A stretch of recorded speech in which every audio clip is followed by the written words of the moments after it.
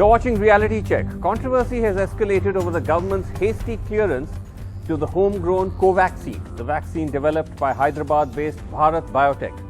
That clearance given alongside Oxford AstraZeneca's Covishield, which is manufactured by the Pune-based Serum Institute. Now, in an emergency scenario, governments are willing to partially relax diligence, as they have the world over. But what has evoked concern amongst the scientific community is that in the case of Bharat Biotech, even the minimum diligence of crucial data for the final phase of its trials was done away with.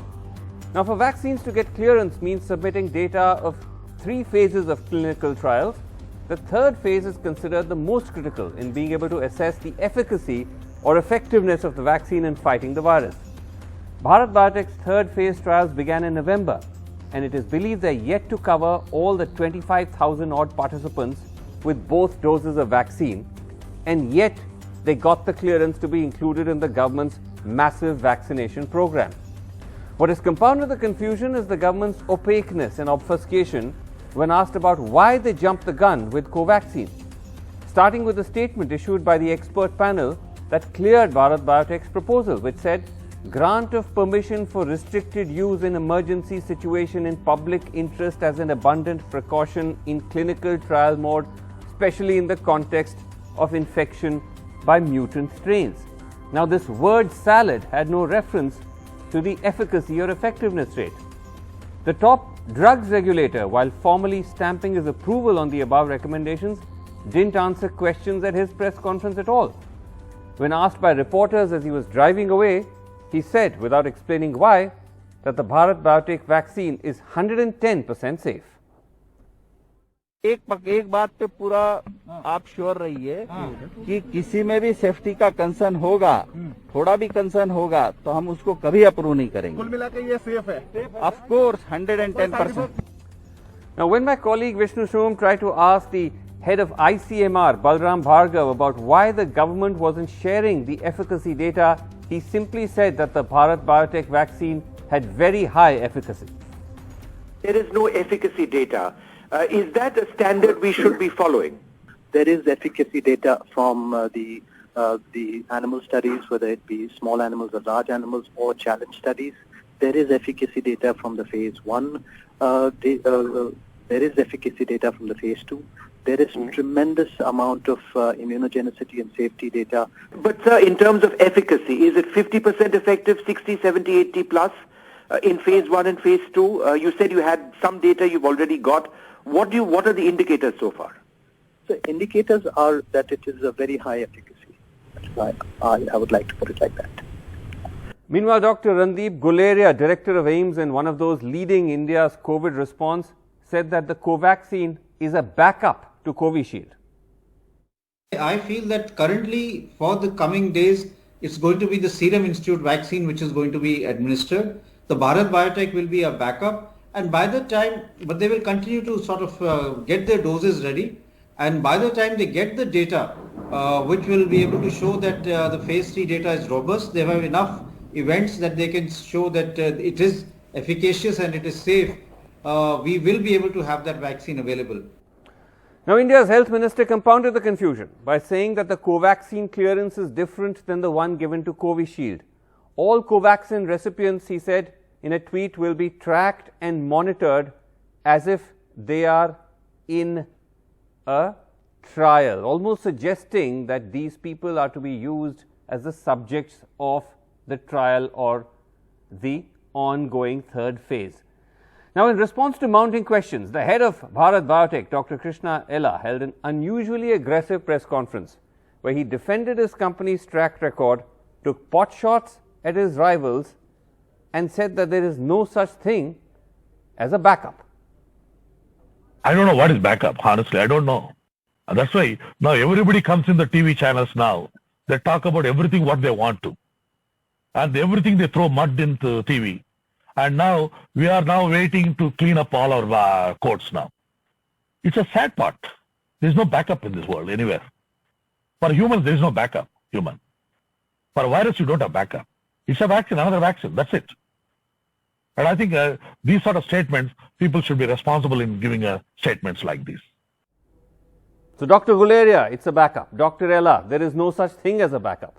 Dr. Ella, though, didn't directly address the question of how his vaccine got clearance without phase 3 data. He did share a slide, though, which mentioned that the efficacy or effectiveness data of the phase 3 trials will only be out between March to October of this year. That is 3 to 10 months from now on. In other words, there is no effectiveness data as of now. Now, this is borne out by the investigators conducting the Covaxin trials in different hospitals across India. We spoke to a cross-section of them to understand where they stand when it comes to actually the phase 3 effectiveness data in the trials they're conducting, and this is what some of them told us. So approximately next 2 months, we feel that we will be able to get some efficacy data. There are two types of efficacy data. One is clinical efficacy and one is which is statistically significant, or what we see in research. So clinical efficacy of the vaccine we have already seen in phase 1 and phase 2. It is showing good safety, immunogenicity, as well as clinical efficacy, because those participants who have been given vaccine have not developed COVID till date, and we are into 6 months of phase 1 and 4 months of phase 2 now. So clinical efficacy is there. But for the regulatory bodies and for statistically significant efficacy, we need to compare it with placebo on a large scale. So those results will be available in the coming next 2 to 3 months. We have already enrolled 1,000 volunteers for this trial, and the 2 doses was to be given 20 days apart. Today we completed a second dosing also. So we have already completed the second dosing today. See, as per protocol, the 45 days after the first shot, the efficacy will be tested. After today, it will be around 10 days, 10-15 days. Initial target हमारा 1000 था phase 3 के लिए. मतलब मैं अपने site की बात कर रहा हूँ जी. मेरे साइट पे 1000 का टारगेट था, जो हम लोगों ने टाइम के पहले कंप्लीट कर लिया. तो फिर रिवाइज टारगेट हमें मिला था 1330 का. तो जो हम लोग कर रहे हैं 1200 के करीब हो गया, 130 बचा हुआ है. सेकेंड डोज अभी तक हमने 15 से 20 लोगों को ही दिया अभी. अब जैसे जैसे 28 दिन होता जाएगा फर्स्ट डोज के बाद, वैसे वैसे सेकेंड डोज देते जाएंगे. नॉर्मली इफिकेसी के लिए सेकेंड डोज के बाद एग्जैक्ट कहना तो मुश्किल है, क्योंकि उसमें जो पैरामीटर्स हमें देखने होते हैं उसमें टाइम लगेगा, करीब 2 महीना, 1.5 से 2 महीना. Month, 2.5 months, say these doctors and investigators. We also spoke to some more of the investigators. Dr. Manish Kumar Jain at the Maharaja Agrasen Super Speciality Hospital in Rajasthan, also conducting Covaxin phase 3 trials, say we've enrolled about 1,340 so far, and none have got a second dose yet. We've only started administering the first dose on the 18th of December. Dr. Parul Bhatt at the GMER's Medical College and Civil Hospital in Gujarat, also conducting these phase 3 trials for Covaxin. We've enrolled over 1,000 people, she says, and 250 people have got the second dose since 2nd January. The phase 3 study is supposed to go on for a year. Ours will end in November of 2021. All right, let's go to our panel. Let's begin with Dr. Shahid Jamil, who's director at the Trivedi School of Biosciences at Ashoka University, who I spoke to earlier. And I began by asking him about what these concerns are about the clearance of this Covaxin somewhat hastily. Efficacy data is not in. The safety, yes, the phase 3 part of the safety data is in. The phase 2 data is in for safety, but the efficacy data is not in. But I think more than that, it's really been a communication problem as far as I can see, because the guidelines were very clear as to what the drug controller and the subject expert committee would look at before giving approval, and they were supposed to be looking at safety and efficacy data. Now, if they have given emergency approval to a vaccine without any efficacy data, they should have very clearly come out and said why this was done. Right. But that was not done. I believe the announcement was made without any clarifications, without any questions. And that has actually created a situation where people don't know what to believe and what not to believe. Right. Has this ever happened in your knowledge before, where a vaccine has been cleared without putting out the third phase effectiveness or efficacy data? Has it ever happened? Yes, I believe it has happened in 2016 when Ebola was raging in Africa. And an adenovirus-based vaccine was made against Ebola, and there was really no time to do efficacy testing. And it was given, and it worked, and it controlled Ebola. So yes, there has been a precedence of something like this, but the situation here is a little different. The situation here is that already there is another vaccine for which there is sufficient stockpiles available, which can be given. I mean, as far as Serum is concerned, they have come on record and said that we have about 50 million doses available, and by the end of January they'll have another 10 million available. Will India have the capacity to really vaccinate so many people by the end of January? Right. To really justify getting approval for another vaccine as a backup? And I don't really understand what this backup means. Tomorrow, if it is proven that the efficacy of this vaccine is, let's say, 30%, although I don't believe it will be, I believe that this vaccine will turn out to be efficacious, Sure. but we don't have evidence. But let's say, for argument's sake, this vaccine turns out to be not efficacious. What will you do to the people who have been vaccinated with this vaccine? Right. So there are many questions around this. The way in which it was presented is actually the problem. No one doubts the company. No one doubts their product. It's not a question of that. It's a question of evidence. See, science based on evidence is based on evidence. Yes. Science does not is not based on whether I believe that this vaccine is going to be 100% efficacious or 50% efficacious. Science needs evidence, and that's all one is asking for. That's okay. What in conclusion, what are the worries and the risks about pushing something through like this without, as you said, all the evidence? The worries are that if there is little transparency in how and why it was approved, it impinges upon trust in the population at large.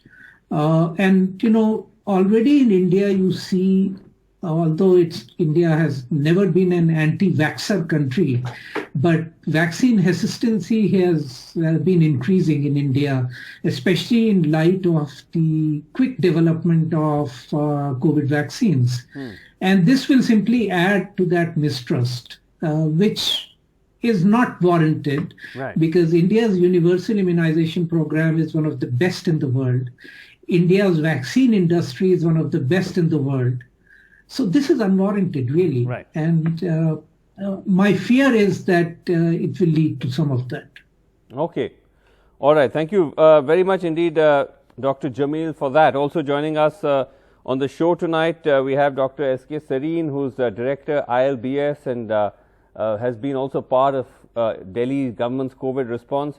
Anant Bhan, researcher in bioethics, global health and policy, and Dr. Hemant Deshmukh, who's the Dean of the KEM Hospital in Mumbai. Thank you all so much for joining us.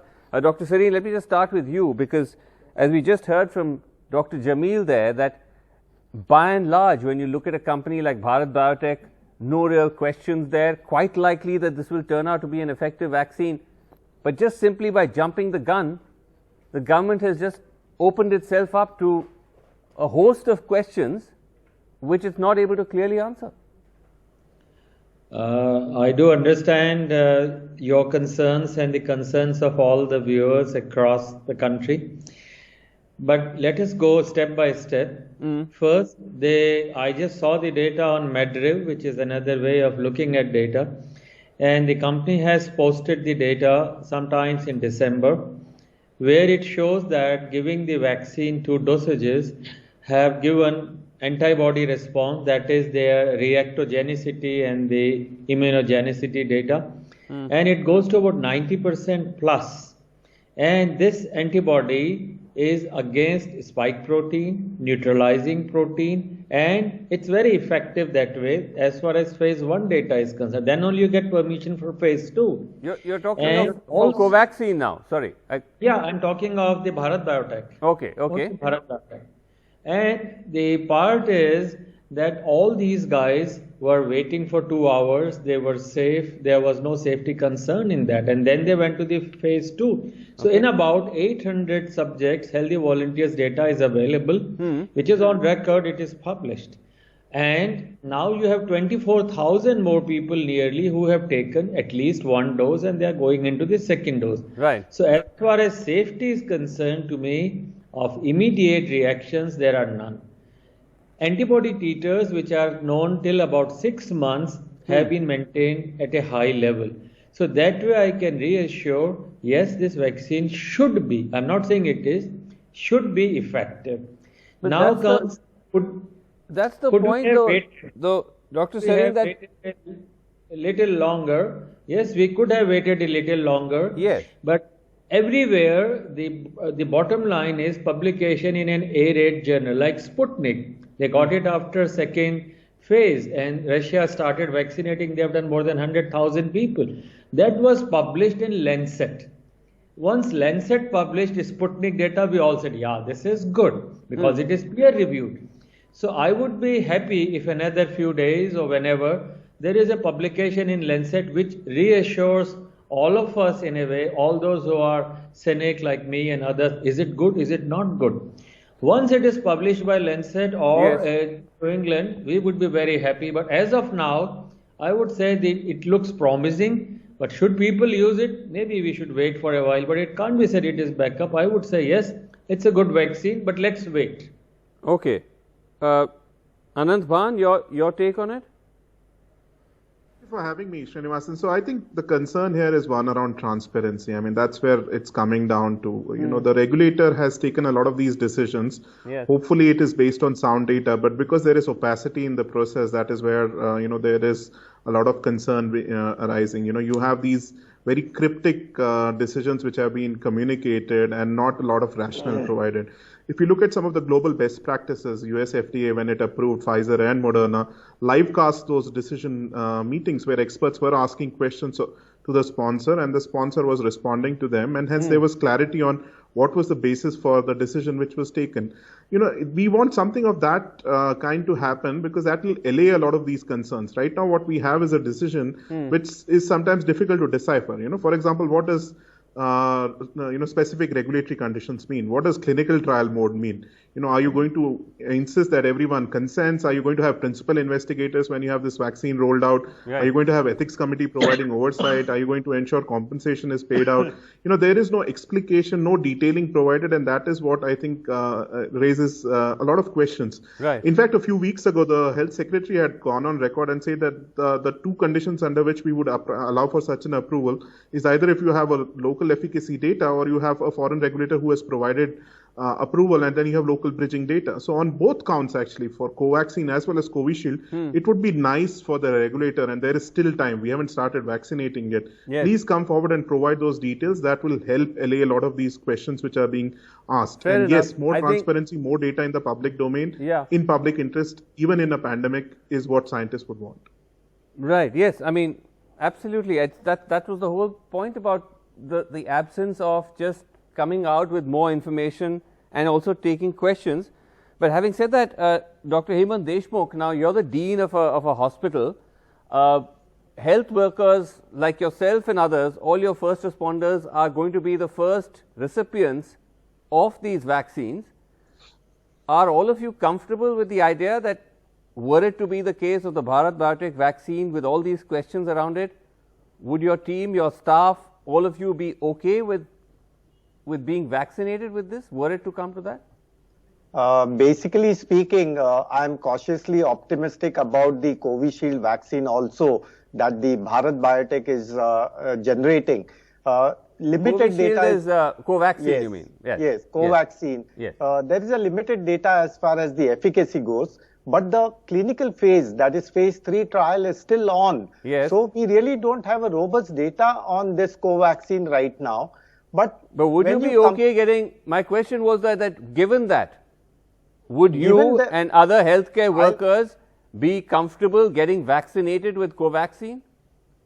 If the government or the local municipal authorities try and give us an option of Covishield versus Covaxin, I think the preferred vaccine would definitely be Covishield. Okay, you'd obviously prefer Covishield if you had the choice. Yes, until the data, robust data comes through Covaxin. Right. Okay, which is why I come back to Dr. Sareen, the point that, as you said, if they could have waited for a while, none of these questions would be in the air. We would all be debating something else entirely. We would not even be talking about this.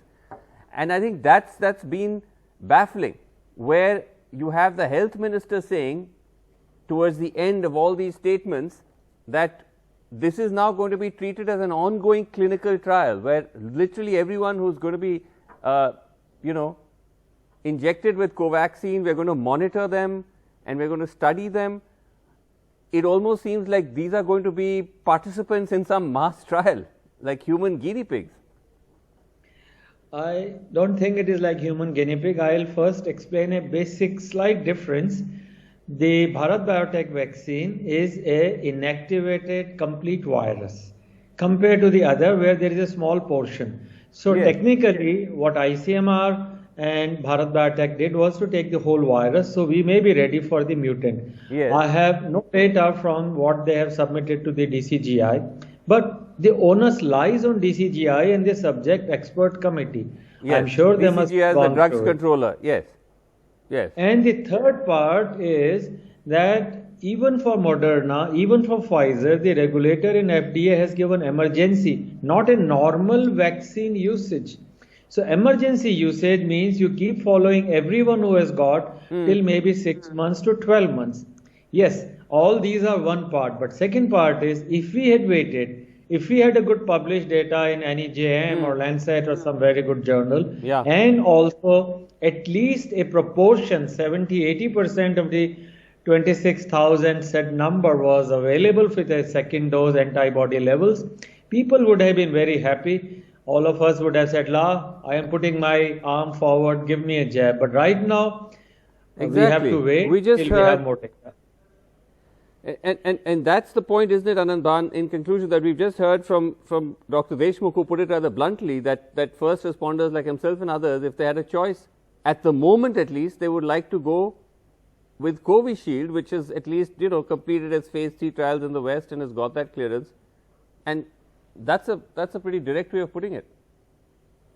Yeah, but they have I'm not very surprised, simple right? answer And that is a dilemma which a lot of clinicians are also having, because patients are calling them up and asking if there is a choice, which one should I take? And clinicians equally have this dilemma of what to say. If you don't have efficacy data in front of you and you don't have the details provided by the regulator, then how do you make an informed decision? Because at the end of the day, there is a right of each clinical trial participant as well as every recipient to have adequate information before they agree to get vaccinated. And I think that is an inalienable right that they have. You cannot take that away from them. So I think it would be, as I said earlier, the best way to respond to that is more transparency, more information, and more clarification. And the sooner we have data available, if we share it quickly enough, I think it will allay a lot of these concerns. It's quite likely it's going to be a very good vaccine, given what our experts are saying, and that will be great. All of us will celebrate Indian science. Absolutely, it will be wonderful. And Indian innovation. I mean, we are all big supporters of it. But let's not take shortcuts to proper process. The pandemic is not an occasion for any kind of science exceptionalism. The fundamental precepts of science will still be the same. You can make things expedited, but you cannot take shortcuts and skip steps involved. Right. But otherwise, Dr. Deshmukh, you've all submitted your data to the to the central pool of those who are likely to be and Otherwise, you're all set. Yes, we are all set. We have about 1.25 lakhs of healthcare workers in Mumbai. Right. And most of them would receive whatever the vaccine comes through. And have you been given a date or a timeline of when that's likely to start? No, the likelihood of starting is probably a week from now. Right. But we are almost geared up, ready, 110% right away. Okay, well, let's hope, as one of our panelists said, that the government uses this week to try to push through some more clarifications so that there's no stress when you actually stick your hand out for the jab. But thank you all so much for joining me on Reality Check. We're out of time. Thank you so much for watching. Good night.